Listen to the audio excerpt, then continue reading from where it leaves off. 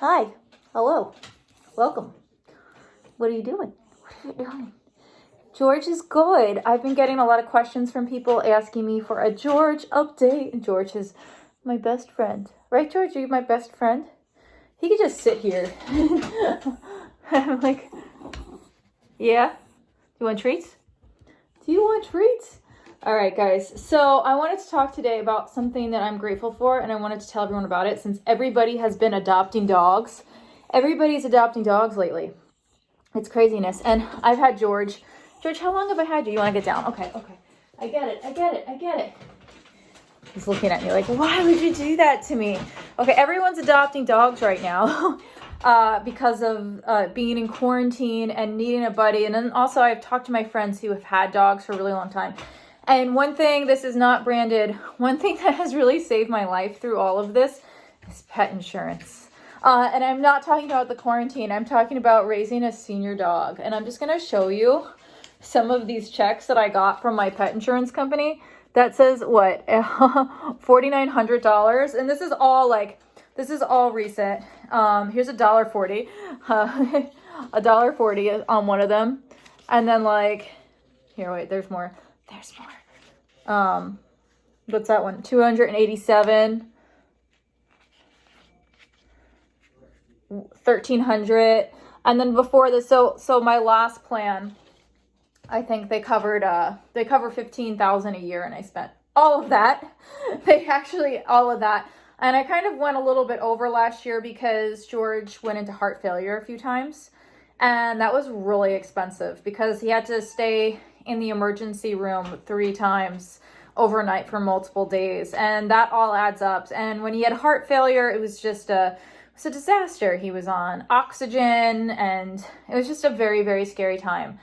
I am so thankful I had pet insurance. Thank God for Pet Plan. I wish I had gotten more pet insurance because I did end up spending, although they covered 15,000, I got him open heart surgery in another country, which they did not cover, and they had a cap because I only paid a certain amount. So if I could give pet owners out there any advice, it would be make sure you get top tier level insurance. When he was a puppy and we were paying $800 a year, I was just thinking, why are we paying this much for pet insurance? And now as he's getting older, I'm just thinking, thank God I have pet insurance, because otherwise I don't know how I would be able to do this.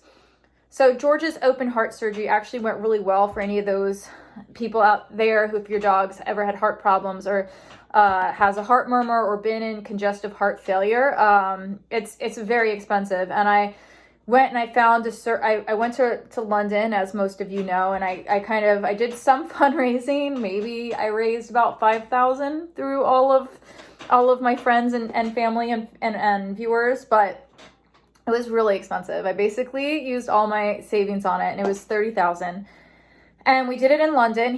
I think it's one of 180 dogs who did it. They also do the surgery in Japan for anyone who is thinking about getting their dog surgery. Right now, it's kind of hard to travel, so that sucks. And I just feel so bad. I have so many friends because I made friends with all these people in different groups, and their surgeries were postponed, which is just it's heartbreaking. It's so heartbreaking. And honestly, I had there's a rabies vaccination period, and there was a waiting list to get him to surgery. So I had to wait about 7 months from one of the second time of his heart failure to get him the open heart surgery. But it went great, and thank God Dr. Brockman in London did it, and it went really, really well for those of you who didn't know. He still has a little bit of a murmur because his right side wasn't fixed. So for open heart surgery, what they do now is that their left side, they can replace the mitral valve, and they could repair cords on there, but they don't have access to the right side. I know some doctors are working on that now, so hopefully they'll be able to fix right side heart failure, but it was an experience. And then these lovely things from Pet Plan were so 3 months after the surgery, which it's been over 3 months now. It's about 5 months. I noticed a lump by his anal gland that had gotten bigger. And I just, I massage my dog every day. I'm so anal about everything.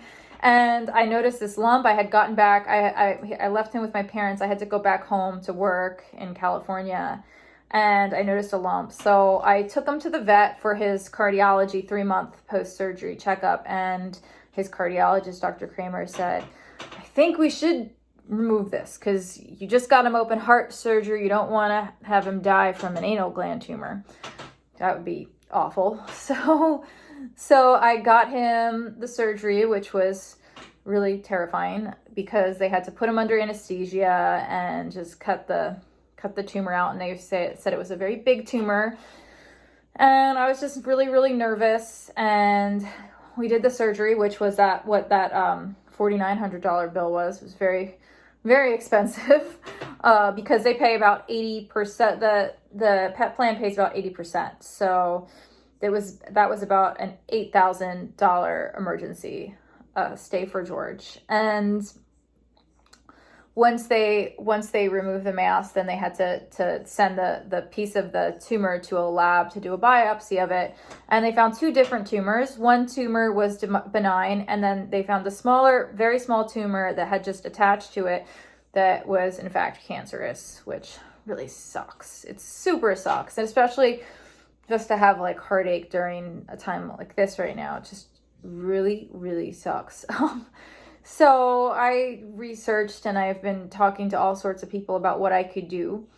And I'm so grateful because I don't know if after the open heart surgery, if I would have had any savings left to pay for the cancer removal. And I talked to an oncologist at Dr. Kramer's, super, super nice lady, Dr. McKnight, and she just was very helpful and very supportive through the whole thing. And she said, look, if you get radiation and chemo, most dogs live about 3 years after this diagnosis. And my dog is like my child. So I'm like, okay, now I have to do radiation and chemotherapy on my 12-year-old dog who just had open heart surgery.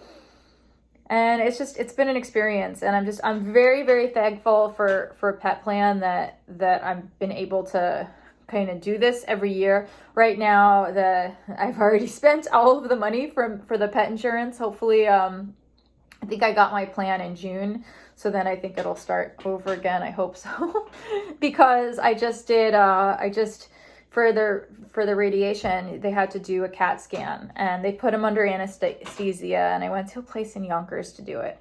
And it's called radiation planning, where they just find the different areas of his bodies that they might need to radiate. They make sure that they don't see any cancer cells, because this type of cancer goes through the different kinds of blood vessels and can travel through the whole body. That's why it's a dangerous one.